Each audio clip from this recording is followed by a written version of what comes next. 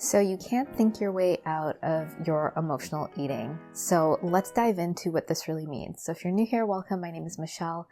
I'm a certified holistic nutritionist specializing in emotional eating. And I wanted to talk about thinking your way out of your emotional eating. So what a lot of us are doing when we're trying to resolve our emotional eating is consuming a lot of information. And information is really great. It gives you awareness. You can understand what emotional eating really is. But you're not going to be able to think your way out of emotional eating. You need other tools to really shift this pattern. So emotional eating is a coping mechanism, and it's something you would have started doing at a really young age in order to deal with your discomfort, distress, your uncomfortable emotions. And so as time has gone on, it becomes something you rely on automatically when life feels overwhelming or there's a lot of stress. And I've had clients who have been able to control their emotional eating with diets and exercise plans and really using their mind and their willpower, but it doesn't last for long. You reach a tipping point where your body is stronger than your mind, and it's going to take you over and you're going to emotionally eat. And so this is why we can't think our way out of emotional eating. We have to understand that we have to use a more embodied approach to resolving this pattern. And so embodied doesn't mean just being in your body. It's about creating through experience ways to move through this pattern, to recognize it, to become aware of it. And so when I'm working with clients, this is what we're doing. We're not just talking about emotional eating. We're really in there. We are actively working on this. We are moving through the steps and taking tangible steps to shift this pattern, not out of willpower. Each step that we're taking is helping us to create a new way and to understand this pattern in a more visceral way. So if you were to imagine that your emotional eating takes you over, it's an unconscious pattern and it's subconscious. And so when it's triggered, it lives in our body. And so our body has 95% power when this pattern is triggered. It's just like our heart is beating or your lungs are taking in air. You don't have to think about it. So it's that much power. If I were to consciously try to stop my heart, I wouldn't be able to do that. Even though I'm aware my heart is beating, I can focus on it. There's just so much power behind this unconscious, this automatic pattern in my body. And it's similar with emotional eating, but we can get into it and resolve it because emotional eating is a coping mechanism. When we actually give ourselves what we need in an embodied way, it stops the pattern because you start realizing that food can never take that place. And so how do we start doing that?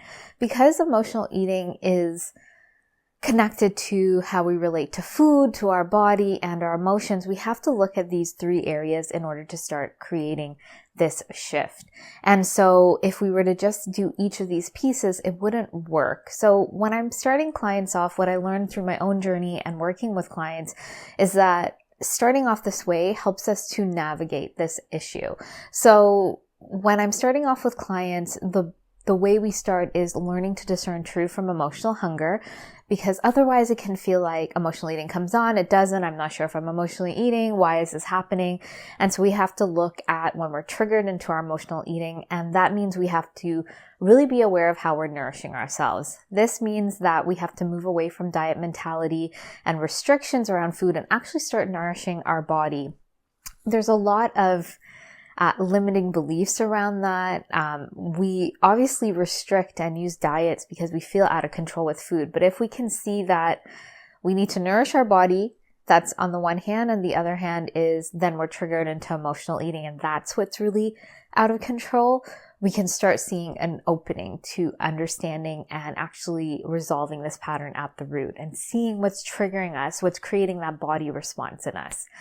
The same thing around our body. If we are not honoring our body, accepting our body, we are being negative around our body, we have, we're very critical of our body, that triggers our emotional eating as well. So we need to be aware of what are the triggers happening that are triggering this pattern in our life. And as we do that, we start resolving those triggers in an embodied way. We start nourishing our bodies, yes, with food, but also with what do we need in terms of rituals, in terms of sleep? What is, adding fuel to the fire of this trigger? We start reducing that.